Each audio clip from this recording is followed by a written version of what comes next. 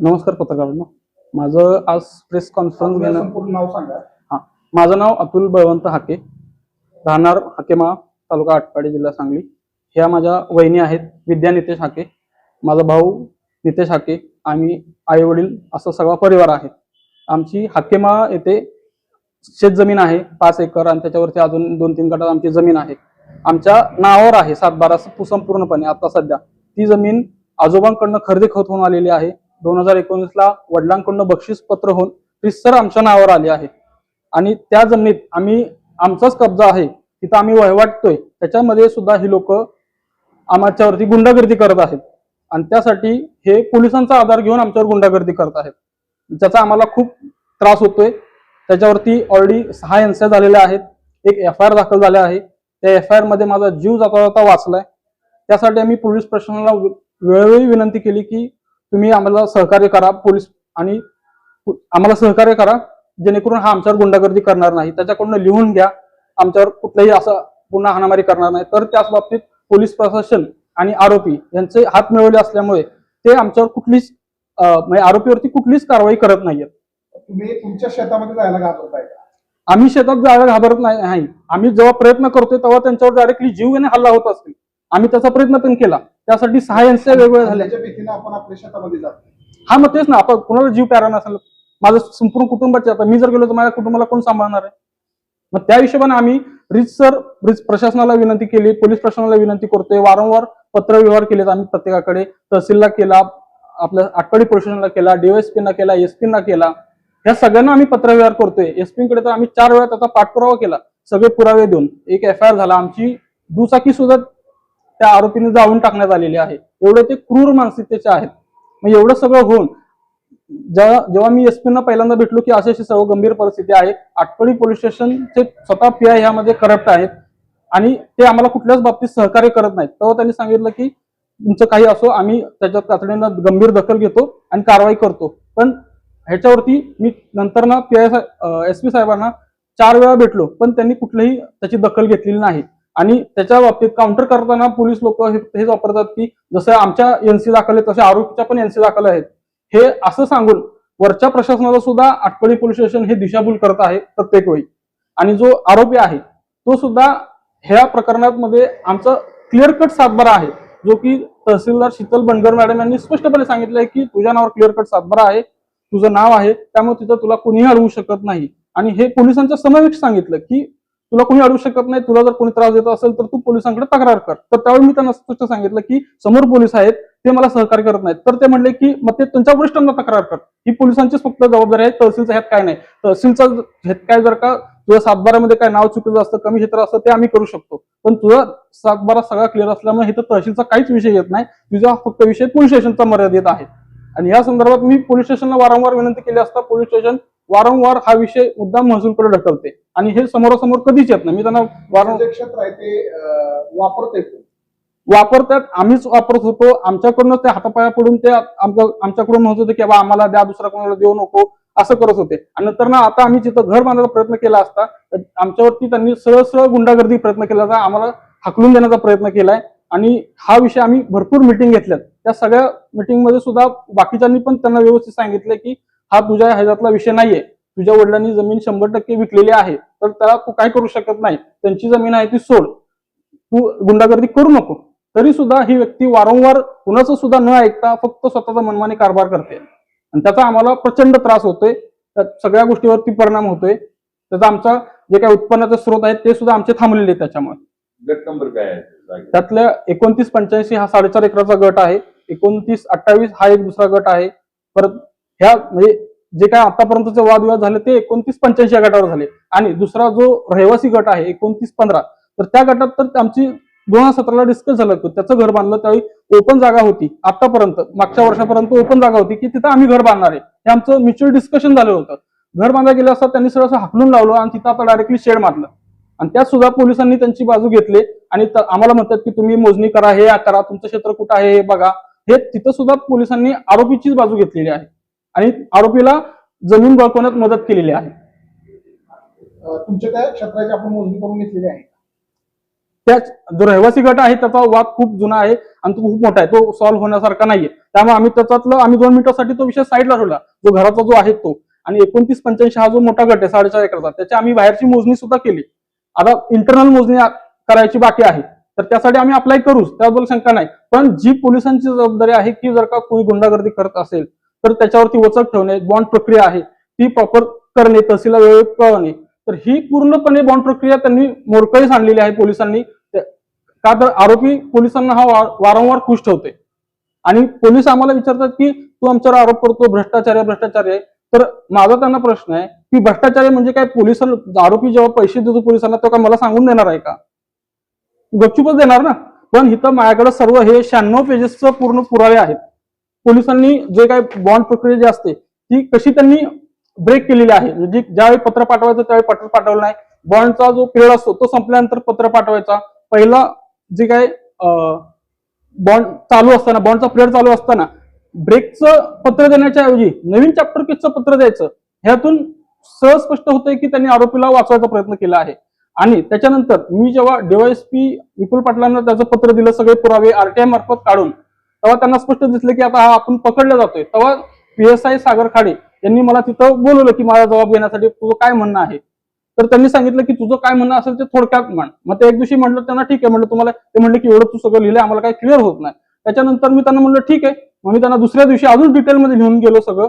तेव्हा ते काय म्हटले, ते अजून माझ्यावर भडकले, तू एवढं आम्ही सांगतोय तू आमच्या साहेबांवरती आरोप कसे काय करतो, भ्रष्टाचाराचा आरोप करतो, तर तुझ्याकडे पुरावा काय, असे ते म्हणतात.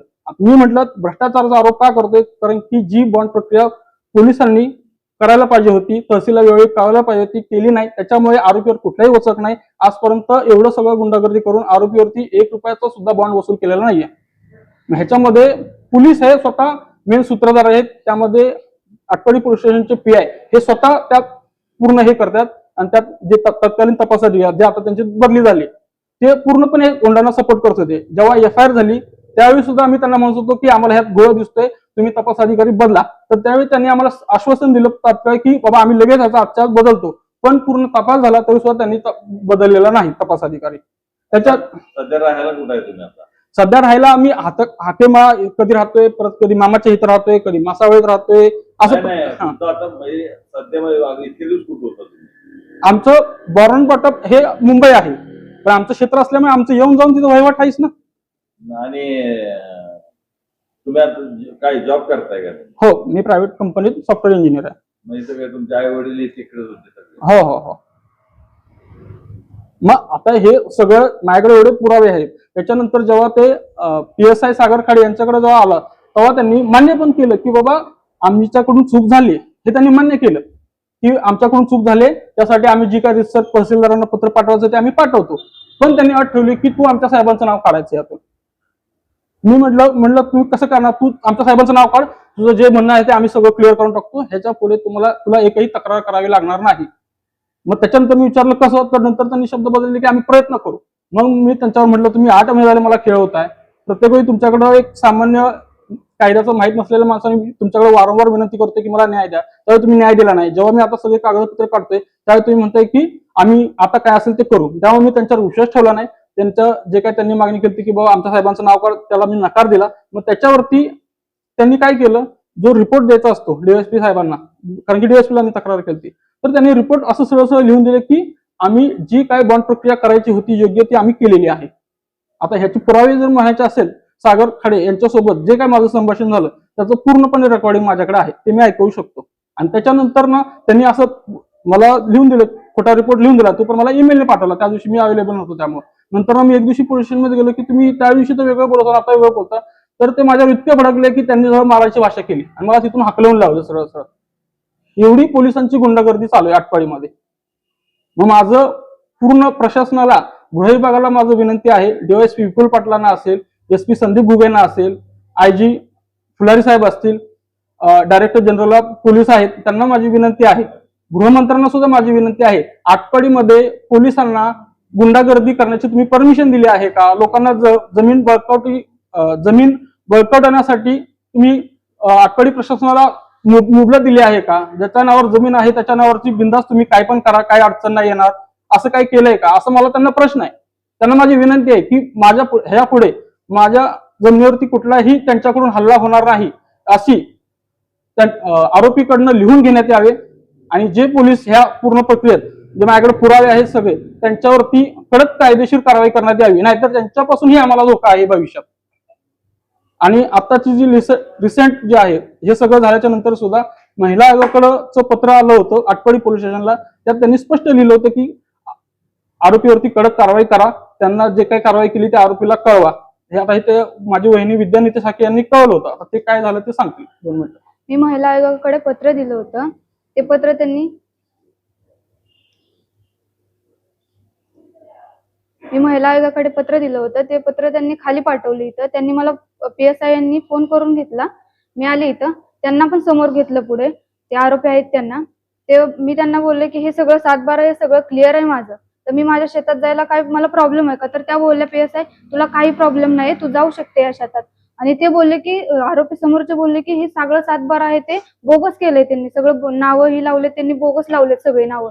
मग मी म्हणलं हे असे बोलतात आता ह्याच्यावर काय करणार तर ते म्हणले हे मी काय नाही करू शकत म्हणली. तर म्हणले तुझा लेखी जबाब काय असेल तर ते तू लिहून दे. मी म्हणले मी माझा जबाब लिहून देते, त्यांच्याकडनं लिहून घ्या की हिच्या किंवा हिच्या घरच्यांना काही म्हणजे असं जीवितहानी वगैरे काही नाही करणार तो. मी बोलले त्यांना लिहून घ्या. तर ते हा बोलले लिहून घेते मी त्यांच्याकडून. तर मी परत दुसऱ्या दिवशी तिथे गेले तर ते बोलले की त्यांनी तोंडी सांगितलंय मी तिला काय नाही करणार आणि आधी पण काही त्रास नाही दिला. तर मी म्हणलं हे सगळं FIR NC हे मग कशानं झालं, एवढं सगळं त्रास नव्हता दिला तर ते बोलले ते मी नाही काय करणार त्याला. मग मी त्यांना लेखी जबाब दिला आणि पुरावे देत होते तर त्यांनी पुरावे नाही घेतले माझे काही. तर म्हणले लेखी जबाब दिला बस झालं, मग पुरावे कशाला पाहिजेत, ते बघतील वरचे काय करायचे ते, मी नाही देणार म्हणले, असं ते बोलले. म्हणजे इथे सुद्धा महिला एक तक्रार करते, महिला पोलीस अधिकारी पहिल्यांदा मान्य करतात की बाबा ठीक आहे आम्ही आरोपीकडनं लिहून घेतो, त्यांनी जरी काय जरी लिहून आणलं त्याच्यावरती आम्ही त्याच्याकडून लिहून घेतो की बाबा तू त्यांच्यावरती कुठलाही हल्ला करणार नाही. हे तेव्हा त्यांना कुठलाही कुणाचाही कॉन्टॅक्ट नव्हता ज्या PSI मॅडमकडे तक्रार आली त्यावेळी. पण जेव्हा 2 दिवसात असं काय घडलं की डायरेक्ट त्याच मॅडम म्हणतात की आम्ही त्याची तक्रार घेतली नाही लिहून. हे कोणाच्या दबावाखाली काम करतात नक्की? फक्त बोलतात की तोंडी त्यांनी सांगितले मी तिला काही नाही करणार. आणि आता आमच्या या शेतात जिथं आता मी चिल्लार काढणे हे काढणे जेव्हा नांगरणे हे सगळे प्रकार करत असतो तर इथल्या लोकल सर्व ट्रॅक्टर किंवा JCB वाल्यांना हे सरळ धमकवतात की आमच्या इथं वाद चालू आहे, तुम्ही काय येऊ नका, तुम्ही आला तर तुमच्या संघ आम्ही वैर घेऊ, असं सरळ ते धमकी देतात. तुमच्या शेतामध्ये ट्रॅक्टरवाले वगैरे त्यांना ते येऊ देत नाही. हा, म्हणजे आमच्याकडनं जेव्हा आम्ही करायचा प्रयत्न करतो तर ते त्यांना डायरेक्टली फोन करून धमकी देतात सरळ आमचा वाद आहे तू येऊ नको. आणि ऍक्च्युली ते जे काय डिफेंड करतात आमचा वाद आहे आमचा आणि त्यांचा 0% वाद आहे, काही सुद्धा वाद नाही. कागदोपत्री आजोबांनी सरळ त्याच्या वडिलाच्या आणि आमच्या वडिलाच्या नावावरची जमीन करून दिलेली आहे. त्यानुसार 84 पासून त्याच्या नावावर जेवढं क्षेत्र आहे ते खातेफोड पण झाले आहे. तो आरोप करत असतो खातेफोड झाली नाही. तुम्ही 7/12 हा जर पाहिला तर प्रत्येकाच्या गटाच्या समोर वेगवेगळे खाते नंबर आहे, खातेफोड सुद्धा झालेले आहे. आणि जे आजोबांनी आम्हाला खरेदी पत्र लिहून दिलं त्यात बळवंत हाके माझ्या वडिलांचं क्षेत्र कुठल्या दिशेला आहे, दक्षिण बाजूला आहे, हे सुद्धा त्यात लिहिलेलं आहे. तरी सुद्धा हा टांगावा करत असतो की आमचं सगळं एकातच आहे, आमचं क्षेत्र कुठं हे कोण ठरवणार. आणि त्यात पोलीस हे सुद्धा त्यांची वकिली करत असतात की तुमचं क्षेत्र कुठं हे आम्ही कसं सांगणार. आता माझ्याकडे खरेदी खत आहे त्यात दिशा दिलेली आहे स्पष्ट, ज्या बाजूला त्याचं क्षेत्र आहे 2 एकरचं त्यात तो सगळं विहीर पाडले त्यांनी शेतगोळा उडला, त्यात आम्हाला काही आक्षेप नाही. पण जे दक्षिण बाजूला आमचं क्षेत्र आहे त्यावर सुद्धा गुंडागर्दी करतोय आणि पोलीस हे आरोपीची वकिली करतात. हे सगळ्यात मोठं वेदनादायक गोष्ट आहे आणि त्याचा आम्हाला त्रास होतोय. आणि त्या आधारे जो समोरचा आरोपी आहे तो आमच्यावरती कंटिन्युअसली गुंडागर्दी करत आहे. आणि त्यातला दुसरा विषय होता, आता हे जो आरोपी आहे हा जमीन चोर आरोपी आहे. त्याच्या वडिलांनी पूर्ण हाके वस्तीतल्या कुठल्याही माणसाला विचारा, त्याच्या वडिलांनी पूर्ण जमीन त्याच्या राहत्या घराचे जे काय आहे 29-15 गट सोडून 100% जमीन विकून टाकलेली आहे. त्याच्यानंतर सुद्धा त्यांनी काय केले की 2019 साली अचानक त्याच्या वडिलाचं नाव वडील तर 2011 सालीच त्याचे वारले, पण 2011 साली ते मल्हार बापू माळी या व्यक्तीचं नाव उडून डायरेक्टली साहेबराव तुकाराम हाके आणि त्याचे भाऊबंद यांची नावं येतात. त्याला कुठलाही धागादोरा नाही. आणि जेव्हा मल्हार बापू माळी यांनी जेव्हा प्रशासनाकडे तक्रार केली की बाबा असं आहे तर त्यांनी सुद्धा डायरेक्टली सांगितलं की आमचं मागचं काहीतरी त्यात आहे कनेक्शन आणि ते रिकन्व्हिन्स काहीतरी आहे आणि त्यानुसार आम्ही स्वतःहून डायरेक्टली 2019 ला नावं टाकली. इथे लोकांचे अर्ज देऊन सुद्धा किती वेळा फेऱ्या मारून सुद्धा कामं होत नाहीत. तर ह्या प्रकरणात प्रशासन एवढं खतरनाक जागा झाले की त्यांना मागं कुठतरी एंट्री आहे त्याचा रेफरन्स घेऊन डायरेक्ट त्यांनी 2019 ला स्वतःहून तसं लावून घेतलं. हे खूप शॉकिंग आहे. आणि माझं पूर्ण त्यांना राजकीय कुणाची पूस आहे असं वाटतंय का? 100% 100% पोलीस त्यांच्या पोलीस प्रशासन हात मिळवून असल्यामुळे त्यांच्या पूर्णतः पाठीशी आहे. ते आम्ही तक्रारदार असून सुद्धा आमच्यावरती आरेरावी केली जाते, पण तो बिनधास्त येऊन जातो तिथे. म्हणतात की तक्रार दिली की येतोय तो. आम्ही जेव्हा 10 जानेवारी जेव्हा आम्ही त्याने ट्रॅक्टर नेला होता तिथे अंगऱ्यासाठी, तेव्हा पोलिसांनी काय केलं की त्याचा मोबाईलच बंद येतोय, आम्ही काय करू, त्याचा मोबाईलच बंद येतोय असं कारण दिलं. 4 दिवस मी पोलीस स्टेशनला जातो, त्याला बोलून घ्या, मोबाईल बंद केलं सांगितलं, आणि त्याच्यानंतर अपडेटेड नंबर लगेच पोलिसांकडे येतो सुद्धा. म्हणजे हा पूर्णपणे सगळ्यांना वेड्यात करण्याचा प्रकार ह्या व्यक्तीने चालवलेला आहे. हा जमीन चोर आहे. आणि त्या गटात एकतर त्यांनी चुकीचा प्रवेश मिळवलाय, आणि त्या गटात आलाय तो ते 2 क्षेत्र त्यात काय होईल आम्हाला त्याशी काही पर्सनली घेणं देणं नाही, पण तो आमच्या क्षेत्रात सुद्धा लुडबुड करतोय, गुंडागर्दी करतोय, आणि त्याला पोलीस प्रशासनाची साथ आहे. हे सगळ्यात वाईट आणि दुःखद गोष्ट आहे. त्यासाठी मला पोलीस प्रशासनाला गृहमंत्री असतील, IG असतील, डायरेक्टर जनरल ऑफ पोलीस असतील, SP असतील, DSP असतील, यांना आमचं सांगणं आहे की ह्या आरोपींकडून जे आरोपी आहेत साहेबराव तुकाराम हाके, सचिन तुकाराम हाके, शोभा साहेबराव हाके, कुणाल सचिन हाके ही त्यांच्या घरातली मंडळी आहेत, आणि कोण त्यांचे नातेवाईक असतील त्यांच्याकडून जर का भविष्यात आमच्या कुठल्याही व्यक्तीला जसं मागच्या वेळी आमच्यावर हल्ला करण्याचा प्रयत्न झाला आणि त्यात जर का आम्हाला काय झालं तर यासाठी संपूर्णपणे हे 4 आरोपी प्लस आटपाडी पोलीस स्टेशन जे त्यांना पाठीशी घालते त्यातले PI विनय बहिर, खोटा अहवाल देणारे PSI सागर खाडे आणि तत्कालीन तपास अधिकारी विजय दगडू कदम यांना पूर्णतः जबाबदार धरावे. धन्यवाद.